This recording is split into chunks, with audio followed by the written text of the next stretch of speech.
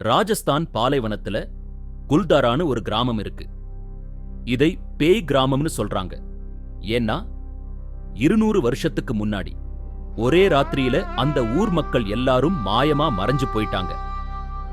அங்கிருந்த ஒரு கொடூரமான மந்திரி சலீம் சிங் ஊர் தலைவரோட பொண்ணை கல்யாணம் பண்ண கேட்டான்.